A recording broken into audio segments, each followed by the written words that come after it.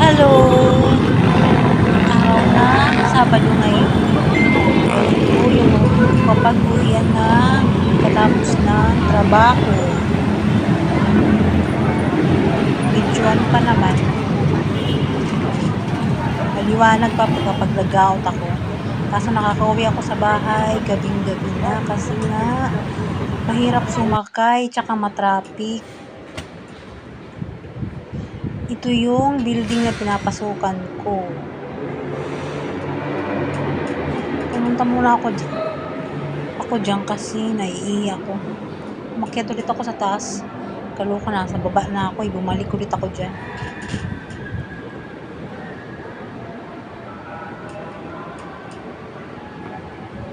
Nasa ano yun eh. Nasa 3rd floor.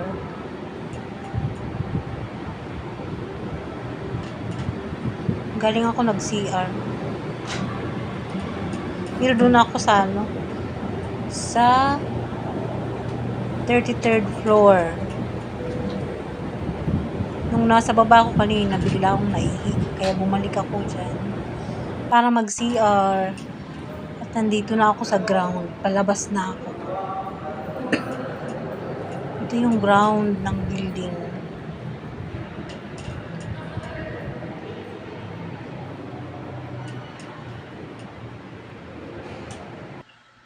Kung di lang mahirap mag-commute. Maaga naman sana ako makakauwi. Kaso nga lang, naku, yung dyan, pasaheros. Ayun yung labas ng building.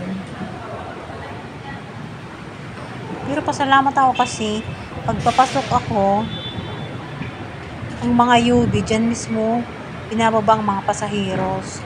Tapos sa likod nitong building, pag Sabado Linggo, meron dun mga UV na nakaabang. Dito na to sa highway.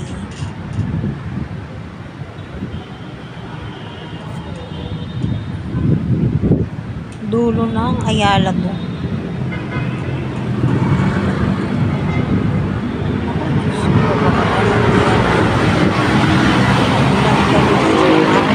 Yan. Dito to sa likod ng building. Pinapasukan ko.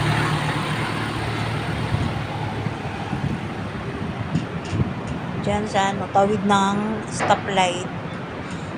Laging pag Sabado Linggo dyan lagi may nakabang na mga UV. Kaya hindi mahirap sumakay. Kahit weekdays. Tuwing umaga meron dyan. Hanggang alas 7 lang. May nakabang dyan ng mga UV.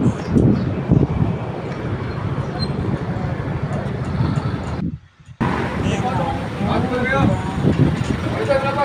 Sakay na ako dyan. Kaso syempre, nandito tayo sa Pinas, hindi maiiwasan ang matraffic.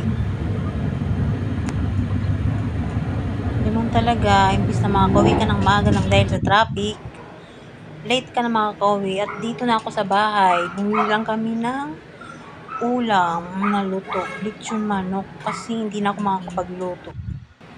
Bumili ako ng atsara sa Andox. Yung lasa ng atsara na to, parang atsara ng nanay namin. Si Nanay Marie. Sarap. Kaya lagi akong bumili ng atsara dyan. Ang sarap ng atsara nila, promise. Naalala ko kasi yung atsara ni nanay tuwing pista. Ang sarap. Ang dami pag gumawa ng atsara. Makain na ako. Yun ang ulam namin lang. Kasi hindi na ako makakapagluto. Bumili na lang ako ng lechon manok. Tapos may natira pang adobong atay. Kinain ko. Inulam ko. Yan lang po. Sinipag lang ulit ako mag-video. Kaya may i-upload ako ngayon.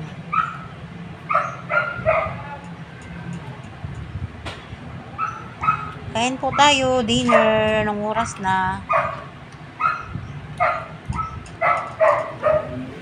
Tapos kumain, toothbrush lang.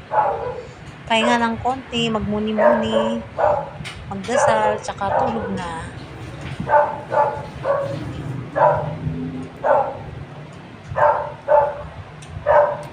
Ano? Ito? Have a nice day po. Magandang gabi.